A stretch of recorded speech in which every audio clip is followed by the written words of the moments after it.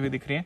But जैसा अनिल जी कह रहे हैं, एक बार जो सुबह हमने बात करी थी, कुछ इंपॉर्टेंट सवाल हमने रेज किए थे कि इस डाउनग्रेड के क्या मायने हो सकते हैं बाजार के लिए, हमारे लिए, इंडियन मार्केट्स के लिए। एक बार फिर से इन सवालों पर अनिल जी चर्चा आपसे करना चाहूंगा। पहले तो यही बताएं सर, आखिरी बार जब हमने ये डाउनग्रेड होते हुए देखा था उसके बाद थोड़ा रिएक्शन भी आया, वो रिएक्शन तो अब हम कैप्चर कर ही रहे हैं अपने मूवमेंट में, बट मायने क्या रहते हैं इसके, और क्या कुछ वजहें हैं जो बताई हैं, किस हिसाब से इस डाउनग्रेड को समझना, जरा ये थोड़ा समझाएं। तो दीप, जो पहला सवाल आपका कि भाई रेटिंग घटने से क्या दुनिया ब्रेक लगेगा, तेजी पे ब्रेक तो लगेगा। ब्रेक इसलिए लगेगा, दो रीजन है। एक तो ये कि वैसे भी लगता है, और दूसरा इस बार ब्रेक लगने के लिए आपको कोई ऐसा कारण ही चाहिए था जो बाजार को पता ना हो। क्योंकि अमेरिकी बाजार लगातार तेजी दिखा रहे थे। पिछले 2 दिनों से 3 दिनों से आपको याद हो तो हम एक एनालिसिस कर रहे थे कि ये अमेरिकी बाजार बिना किसी वजह के बढ़ रहे हैं, वो बाजार की स्ट्रेंथ है। 16-17 दिनों से अमेरिकी बाजार एक तरफा तेजी के मूड में। हमारे बाजार अप्रैल से लेकर अब तक कोई ढंग का करेक्शन दिखाया नहीं है।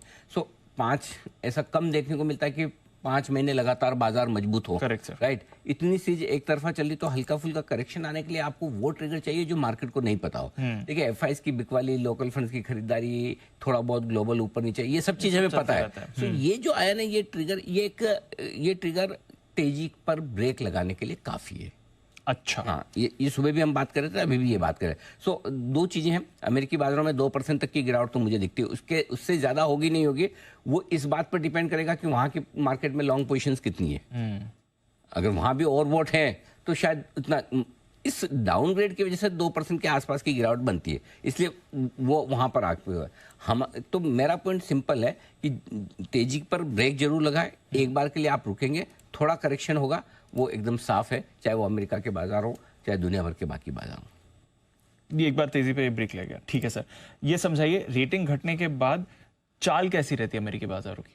देखो, रेटिंग घटने का एक्सपीरियंस एक ही बार का है, 2011 का। 2011 में S&P ने रेटिंग घटाई थी, उस दिन 5.5% अमेरिकी बाजार गए थे। ठीक है, उसके बाद अगर आप हफ्ते भर में देखें तो बाजार पॉजिटिव हो गए। जो 5.5% जिस दिन रेटिंग घटी उस दिन 5.5% घटे, हफ्ते भर में पॉजिटिव हो गए, महीने में पॉजिटिव, 3 महीने में पॉजिटिव, 6 महीने में पॉजिटिव, साल भर में 22% का रिटर्न आया अमेरिका में, और 2 साल में 45% का रिटर्न आया है। ये अमेरिका के रिटर्न है। लेकिन कब वो तब हुआ था जब बाजार एकदम हल्के और नेगेटिव थे, क्योंकि इसके जस्ट पहले जब ये हुआ दीप, उसके जस्ट पहले अमेरिका के बाजार अच्छे खासे खराब होकर गए थे। यानी कि मैं आपको बताऊं, मेरे पास डेटा है जी। पिछली बार जब रेटिंग डाउनग्रेड S&P ने किया, उसके 1 महीने पहले अमेरिकी डाउ 15% घटा था। ठीक है, 3 महीने पहले 15% घटा हुआ, 6 महीने पहले 12% घटा हुआ, तो घट कर गए हैं। अभी 1 महीने, 3 महीने, 6 महीने पहले अगर आप देखें तो अमेरिकी बाजार अच्छी खासी तेजी के साथ गए हैं। करेक्ट। अगर आप देखें तो हम तेजी से 12-13% ऊपर ही है, तो आप नीचे नहीं है। यस सर, करेक्ट, कि आप बढ़ जाए। तो इसलिए अब इस बिल्कुल 2011 में जो हुआ वही अगर हम सोचे कि अभी हो जाएगा, गलत है। तो इस बार मार्केट हैवी है, पॉजिटिव है, इसलिए घटने की थोड़ी जगह बन जाती है, ज्यादा बनती है। अब मार्केट की स्ट्रेंथ, पैसा और अमेरिका की इकोनॉमी की मजबूती, ये लिमिटेड गिरावट देगी, पॉसिबल है। पॉजिटिव क्या है कि इकोनॉमी इतनी खराब नहीं है, रेसेशन का डर नहीं है, धीमापन आ सकता, तो वो ज्यादा घटने न दे। उस समय रेसेशन का डर था, धीमापन भी था। सो सिचुएशन इस बार और तब और अब में बहुत अलग है। सो इस बार मार्केट, इकोनॉमी, लिक्विडिटी तीनों पॉजिटिव है, लेकिन मार्केट बढ़े हुए। पिछली बार तीनों कमजोर थी लेकिन मार्केट घटे हुए थे, इसलिए भाग गए। सो आसान जवाब नहीं है, आसान जवाब नहीं। लेकिन एक कॉन्टेक्स्ट में ऐड कर दूं, कल तो बाजार ऑलरेडी गिरा, ये खबर से पहले बंद हो गए थे, पहले ही बंद हो गए। 17 में से 16 सेशंस डाउ पॉजिटिव रहा है आपका। हाँ, 17 में से 16 सेशंस 17 दिन पूरा एक तरफा तेजी में गए। करेक्ट, तो उसका हुआ। ठीक है सर, हमारे बाजारों के लिए आते हैं। 20,000 तो नहीं हुआ, बट क्या हमारे बाजार का एक टॉप, एटलीस्ट नियर टर्म का टॉप बन हाँ, मतलब 20,000 पार करने में टाइम लगेगा। ये बात हम 2 दिन से पहले ही बोल रहे हैं कि आप जितना 18,800-20,000 की रेंज में बेच सकते हैं बेचिए, नीचे में 19,500 19,600 की रेंज में लेने का मामला है। रेंज के किसी एक तरफ निकलेगा तो हम डिसाइड करेंगे क्या करना है, और वो रेंज के किसी एक तरफ निकलेगा तो किसी बड़ी खबर की वजह से निकलेगा जो बाहर से आएगी, और वही हुआ है। तो अब आज रेंज के नीचे जाने का डिसीजन तो हो गया है, ऑलमोस्ट डन है। अगर 19,500 के नीचे बंद हो रहे हैं तो इसका मतलब ठीक है कि हमें अभी जल्दबाजी में तेजी नहीं करनी। तो एक बार के लिए हमारा टॉप बना है, सिर्फ एक बार के लिए। लाइफ टाइम के लिए नहीं बना। कोई अगर ये सोचा हो कि मैं जिंदगी में 20,000 का लेवल वापस नहीं देखूंगा, तो इसका मतलब आप अपनी जिंदगी के बारे में बहुत छोटा सोचे हो। आपको लंबा जीना है और 20,000 भी दिखेगा, एक बार नहीं कई बार दिखेगा, और कई बार नए हाई बनेंगे। लेकिन वो नए हाई बनने के लिए, बनते हुए देखने के लिए आपको फिजिकली भी रहना है और फाइनेंशियली भी टिके रहना है।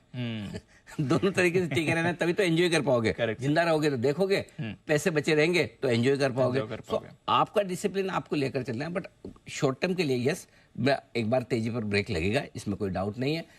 हमें बढ़ने में थोड़ा सा समय लगेगा, वक्त लगाएंगे, थोड़ा कमजोरी होगी, थोड़ा करेक्शन होगा, उसके बाद देखेंगे। ठीक है सर। कमजोरी की शुरुआत हो गई आज की गिरावट के बाद?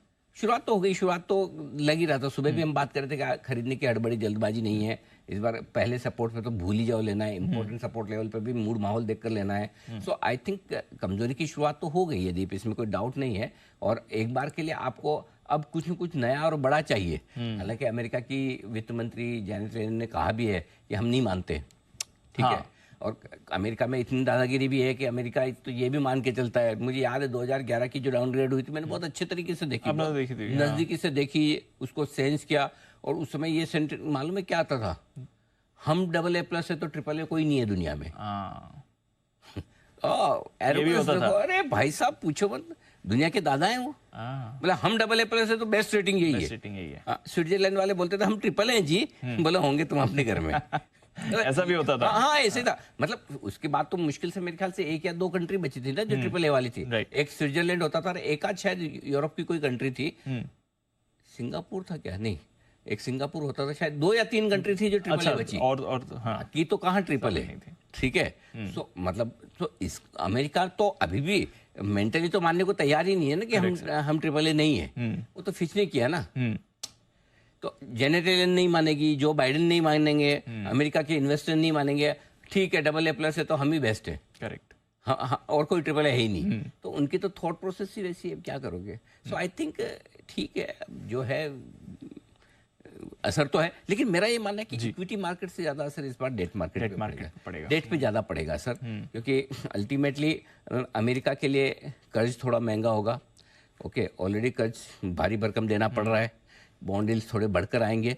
और इसीलिए आज सुबह हम ये बात कर रहे थे कि अमेरिका में भी और हमारे यहाँ भी फाइनेंशियल्स, बैंक स्टॉक्स ये थोड़े से दबाव में रहेंगे। तो अच्छे लेवल पे आने के बावजूद मैं बैंक निफ्टी और बैंकिंग शेयर खरीदने की हड़बड़ी और जल्दबाजी में नहीं, जल्दबाजी नहीं है, आराम से लेना है, कोई आराम से लेंगे, 1-2 दिन देख के। और सुबह आपने बात यही कर रही थी, आज और कल 2 दिन बाइंग डिसीजन टाल दो 2 दिन टाल दो, फिर देखेंगे सस्ता ले क्या फर्क पड़ेगा। 20,000 हो जाएगा 2 दिन में, कौन मानता हो जाएगा, नहीं हो जाएगा तो ले लेना। 20 के ऊपर ले लेना, बड़ा ब्रेकआउट होगा, करेक्ट। 46 हो जाएगा, हो जाए तो उसके ऊपर ब्रेकआउट बढ़ा ले। जल्दबाजी में मत लो लेने का। जब लेने का टाइम था बोला भी आपको, चिल्ला चिल्ला के लो।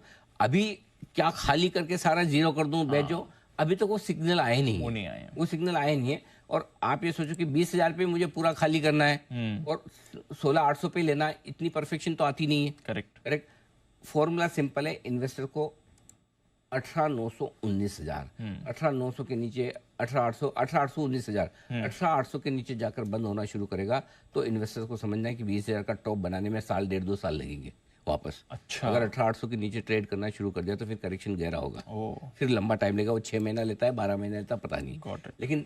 लेकिन फिर भी मैं कह रहा हूँ, तब भी मंदी के मार्केट में आप नहीं जाएंगे। और तब भी 21,080 का जो टारगेट है वो इंटैक्ट है, वो आएगा ही आएगा। लेकिन बीच में थोड़ा समय लगाएगा। जैसे 18 महीने टाइम लगा, 20 महीने वापस आए ना, आप 18,887 का हाई बनाए ना, 20 महीने बाद बनाए, फिर बनेंगे। टाइम कितना लगेगा कहना मुश्किल है। तो जब तक आप इन्वेस्टर हैं तो आप 18,800 19,000 उस पर फोकस करिए।